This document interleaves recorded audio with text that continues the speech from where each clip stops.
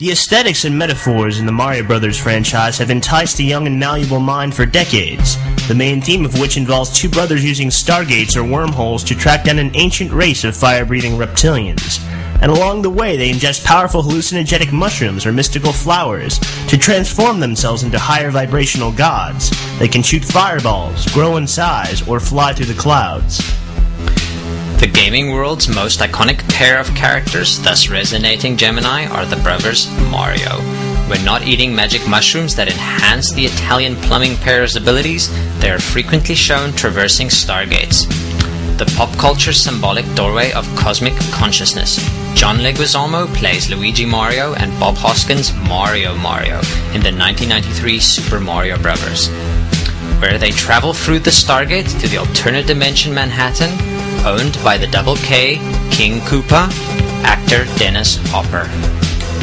On the 8th day of the 8th month of the 8th year of the 21st century, the number 8 appears in one of the fields of Wiltshire.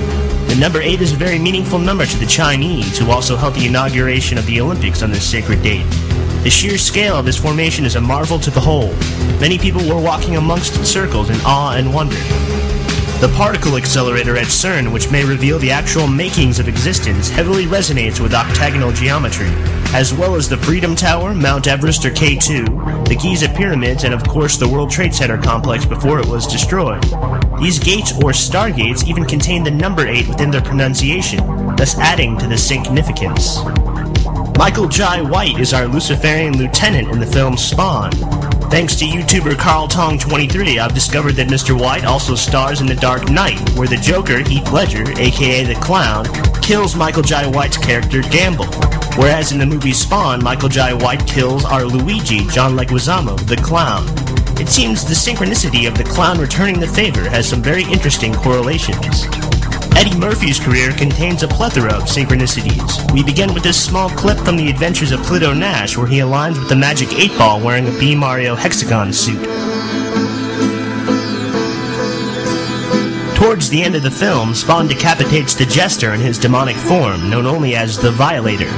We return to the theme of decapitated serpent heads corresponding with Galactic Center, and in this example it's even more profound as Spawn is severing the head of Luigi, our green-outfitted traveler of the Stargate and ingester of psychedelic compounds.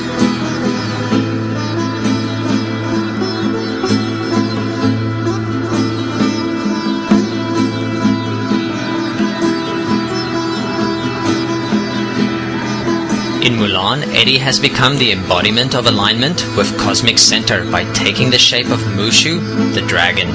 As dragon, he resonates the cube of space, highlighted by the hexagon.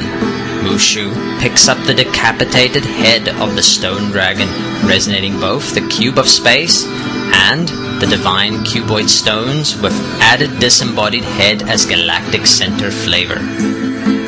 As a black star in The Golden Child, Eddie Murphy resonates the octagram heart, the pool of the black star, of Winnipeg's Golden Boy-topped legislature, a symbolic Solomon's Temple and galactic center.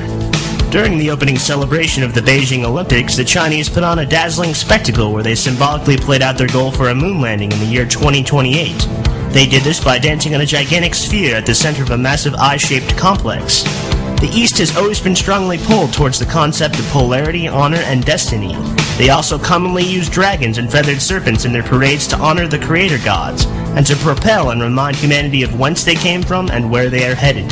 Speaking of heads, Eddie Murphy's is smack in the galactic center of his ghost-driven chariot in the Disney film The Haunted Mansion. For anyone familiar with the actual spectral-themed attraction at Walt Disney World, they'll recognize the all-seeing eye head in the crystal ball motif, as well as the severed stone head quartet and the Alice in Wonderland mirror themes throughout. The stone doppelganger heads mimic in cymatic harmony anything that the galactic center resonating Murphy has to say to them, thus fueling his frustration. There are, of course, some very interesting architectural geometries at the Magic Kingdom and Epcot Center, such as the great tetrahedral sphere known as Spaceship Earth, a gigantic lake or galactic mouth, and perhaps the only building in the world created to mimic a capless pyramid from a bird's-eye perspective. One of the most obvious examples of decapitation being correlated to Galactic Center and the Serpent is in Conan the Barbarian, as Sun God Schwarzenegger decapitates Darth Vader, or James Earl Jones, between the twin pillars of the Temple of Set. Will Smith again makes his way into the synchronistic fray in the film Wild Wild West, where he and his co-star Kevin Kline, another 2K resonator, are fitted with magnetic collars, as flying razor blades are sent to decapitate them in fields of crop circle wheat. As pointed out over at Jake's site, The Blob, the poster for said movie is almost a mirror image for the Mario Brothers poster, procuring more texture for the elaborately matted webbing of the synchrosphere. The Gemini or yin-yang decorated chariot of Tommy Two-Face Lee Jones smashes into the head of Isis Liberty in Batman Forever. This singular scene then evoking the entire Dragon Ascension axis with Yin-Yang Gemini as galactic anti-center and Gotham Statue of Liberty as galactic center, highlighted with explosive energy at the crown chakra halo of Isis. Hellboy scales the tri-pillared E, flipping to reveal it as also 3, the octagonal O, and the 8th letter of the alphabet, H. The H unveils its association to divinity by appearing twice in the names of God as Tetragrammaton and Thoth. The Gemini resonating Men in Black 2 with Tommy Two-Face Lee Jones and Will 2K Smith sees our heroes battling giant Kundalini serpents or dragon axes above Manhattan Island pillars, echoing the 9/11 mega-ritual Stargate opening. A most vivid reenactment of the first part of the Ascension axis formed by 9/11 and 2012. 9/11 being in Gemini, the twins or galactic anti-center, and 2012 being in Sagittarius or galactic center. Randy Quaid is perhaps most famous for his role alongside Will Smith in the film Independence Day. In his moment of truth, he flies his fighter plane directly into the center of the octagonal alien starship's quantum flux laser weapon, thus reversing its polarity and sending the huge disc ablaze as it rockets onto the ground. As we return to the adventures of Pluto Nash, we see Eddie Murphy counting money that has Hillary Clinton's staunch mug in all the bills. A tad strange considering she hadn't announced any plans for running for the presidency when the film came out. An interesting possible timeline considering the presidency is dictated by a sacred bloodline and not by the power of your vote. Murphy, in an attempt to save his life, is forced to travel to a remote octagonal domed base on the dark side of the moon, with his love interest and Princess of the Stars in Men in Black 2, Rosario Dawson. He's also accompanied by his cybernetic bodyguard, Randy Quaid. The door to the compound clearly reads Mascon, one letter shy of Mason, as in Freemason, and the number 8 as in Gate can be seen printed on just about every facet of the outside wall.